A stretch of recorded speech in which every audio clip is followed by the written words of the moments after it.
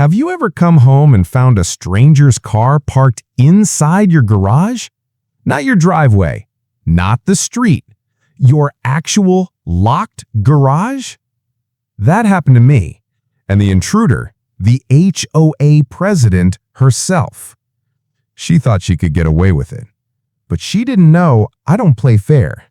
I play smart. Hi, Aaron. Illegally parked inside my garage, so I locked it and called the tow company. Have you ever come home to find a stranger's car parked inside your garage? I pulled into my driveway last Friday, expecting a quiet evening, only to see a black SUV sitting smugly where my car belonged.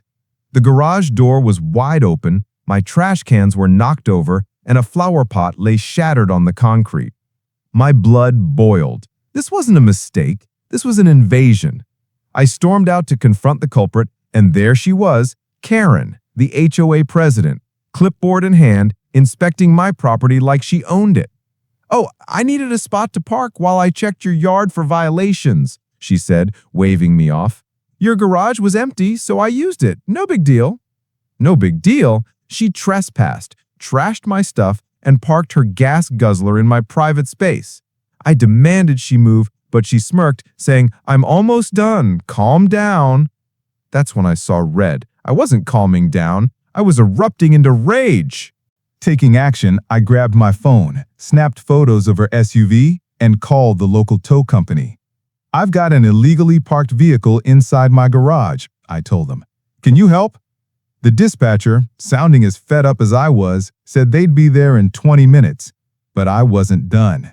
I hit the button to close the garage door, locking her car inside. Karen's smug face twisted into panic as she realized her precious SUV was trapped. "You can't do this!" she shrieked, banging on the door. Oh, but I could, and I did. As I waited for the tow truck, a neighbor, Mr. Jenkins, shuffled over, his cane tapping the pavement. He'd seen the whole thing from his porch. "That woman's been terrorizing us for years," he muttered. "Last month, she fined me $200 for a weedy lawn.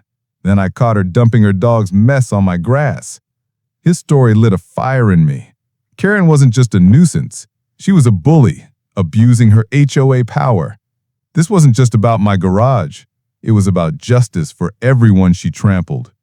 Karen's screams grew louder, drawing a small crowd of neighbors.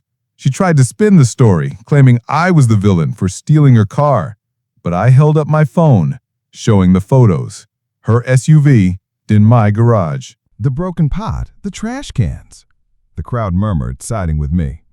Then, in a twist I didn't see coming, Karen's own son, a lanky teenager, pushed through the group. "Mom, you can't keep doing this," he yelled. "You parked in their garage. That's crazy." Her own kid was calling her out, and the crowd gasped. Karen's face went beet red, her authority crumbling.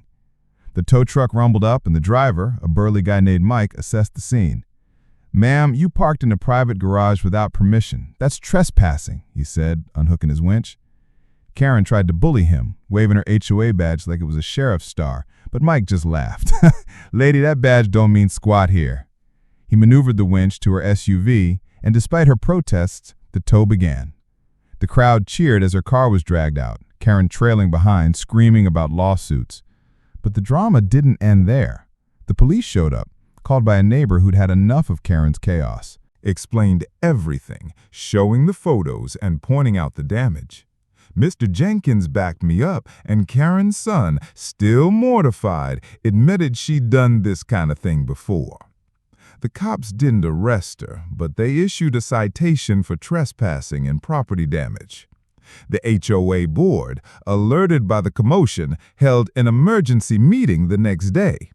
Karen was stripped of her presidency, her reign of terror finally over. As I swept up the broken pot and rotted my trash cans, I felt a weight lift. My garage was mine again, and the neighborhood felt freer. Karen's SUV was impounded, costing her hundreds in fees, and her reputation was in tatters. Her own son's public rebuke was the final nail in her coffin. She'd lost more than just her car that day. Standing in my driveway, I realized this wasn't just my victory. It was ours. Bullies like Karen thrive until someone stands up. I did, and it sparked a chain reaction.